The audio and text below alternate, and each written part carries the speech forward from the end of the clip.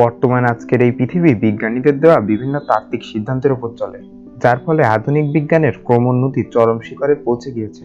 আর এত কিছু সম্ভব হয়েছে বিজ্ঞান ও বিজ্ঞানীদের দেওয়া ছোট বড় সিদ্ধান্তের জন্য।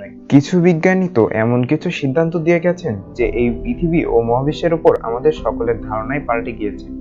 আজ আমরা বিজ্ঞানী অ্যালবার্ট আইনস্টাইনের দেওয়া আজ পর্যন্ত সবথেকে বড় সিদ্ধান্ত, যেটাকে থিওরি অফ রিলেটিভিটি বা বাংলায় আপেক্ষিক তত্ত্ব বলে, সেটা নিয়ে এই ভিডিওটিতে আলোচনা করব। তো চলুন শুরু করা যাক। ঊনবিংশ শতাব্দীর প্রথম দিকে অ্যালবার্ট আইনস্টাইন আপেক্ষিক তত্ত্ব প্রদান করেন। ম্যাক্স প্ল্যাঙ্কের কোয়ান্টাম তত্ত্বের পর আইনস্টাইনের রিলেটিভিটি পদার্থবিজ্ঞানে এক যুগান্তকারী আলোড়ন সৃষ্টি করে। যেখানে নিউটন স্থান, কাল ও ভরকে পরম বা নিরপেক্ষ ধরেছিলেন, সেখানে বিজ্ঞানী আইনস্টাইন স্পষ্ট ভাষায় ব্যক্ত করেন যে স্থান, কাল এবং ভর এদের কোনোটি নিরপেক্ষ নয়, বরং এরা আপেক্ষিক। যা বোঝাতে আইনস্টাইন থিওরি অফ রিলেটিভিটিকে দুই ভাগে বিভক্ত করেন: স্পেশাল থিওরি অফ রিলেটিভিটি এবং জেনারেল থিওরি অফ রিলেটিভিটি। প্রথমে আমরা জানব স্পেশাল থিওরি অফ রিলেটিভিটি বা আপেক্ষিকতার বিশেষ তত্ত্বটি সম্পর্কে।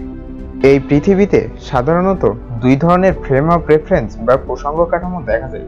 Number 1, inertial frame of reference. Number 2, non inertial frame of reference.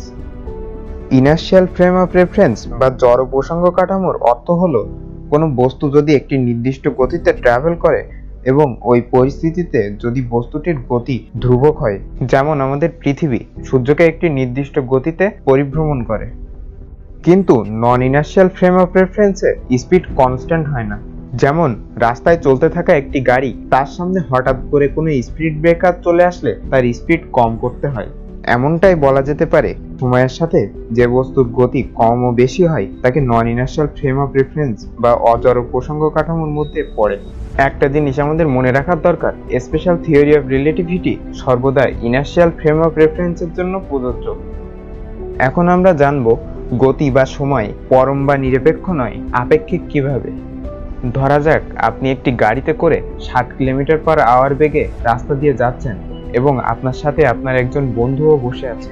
এখন আপনাদের হিসাবে একে অপরের গতি 0, কিন্তু রাস্তার পাশে দাঁড়িয়ে থাকা কোনো এক ব্যক্তির কাছে আপনাদের গতি 60 কিলোমিটার/আওয়ার। এখন ধরে নিন আপনার সামনের দিক থেকে অন্য একটি গাড়ি আপনার দিকে 60 কিলোমিটার/আওয়ার বেগে আসছে।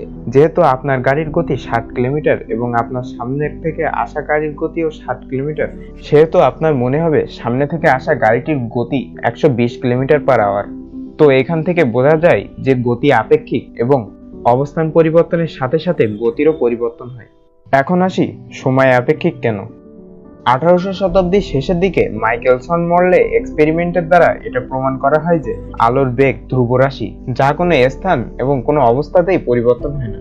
এবং তার সাথে এটাও নির্দিষ্ট ছিল যে এই মহাবিশ্বে আলো সবচেয়ে বেশি বেগে গতিশীল, যা হলো 3 × 10⁸ মিটার/সেকেন্ড, এবং পৃথিবীর কোনো বস্তু এই বেগের থেকে বেশি বেগ লাভ করতে পারবে না। কিন্তু ধরে নেওয়া যাক এমন একটা মহাকাশযান মহাকাশে পাঠানো হলো যেটার বেগ আলোর বেগের প্রায় কাছাকাছি, এবং যানটির সামনে একটি লাইট লাগিয়ে দেওয়া হলো। এই অবস্থায় ওই মহাকাশযানটির বেগ এবং এর সামনে লাগানো লাইট থেকে আসা আলোর বেগ যদি হিসাব করা হয়, তাহলে আলোর বেগের দ্বিগুণ বেগ পাওয়া যাবে। এই সমীকরণটির মজার ব্যাপার এটাই যে ওই মহাকাশযানে থাকা মানুষগুলোর জন্য সময় পৃথিবীর তুলনায় অনেক ধীরে চলবে, এতই ধীরে যে ওই মহাকাশযানে থাকা 1 বছর পৃথিবীর কয়েক হাজার বছরের সমান হতে পারে। এবং এই থেকে আইনস্টাইন প্রমাণ করেন সময় পরম নয়, এটি আপেক্ষিক। এবার আসি জেনারেল থিওরি অফ রিলেটিভিটি বা আপেক্ষিকতার সাধারণ তত্ত্বে।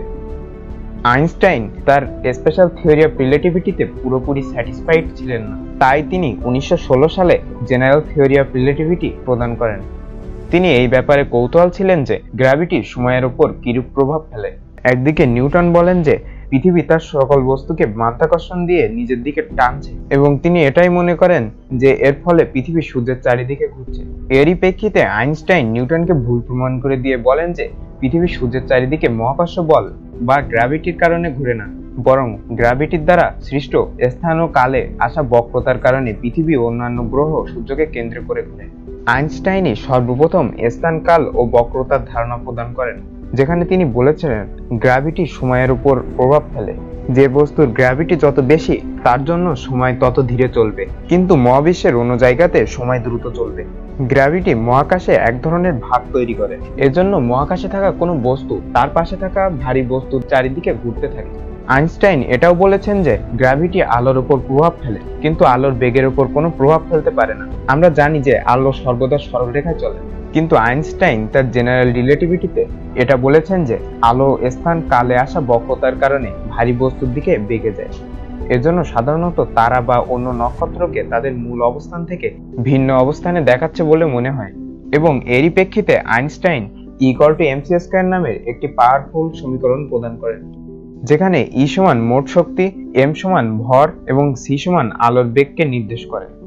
এই ছিল থিওরি অফ রিলেটিভিটি বা আপেক্ষিক তত্ত্ব আজকের মতো। আশা করি আপনারা তত্ত্বটি বুঝতে সক্ষম হয়েছেন। এই তত্ত্বের উপর কোনো রকম প্রশ্ন থাকলে নিচের কমেন্টে গিয়ে জানাতে পারেন। আর যদি ভিডিওটি ভালো লেগে থাকে তাহলে ভিডিওটি শেয়ার করুন এবং এরকমই ভিডিও পেতে আমাদের চ্যানেলটি সাবস্ক্রাইব করে কানেক্টেড থাকুন। Thanks for watching.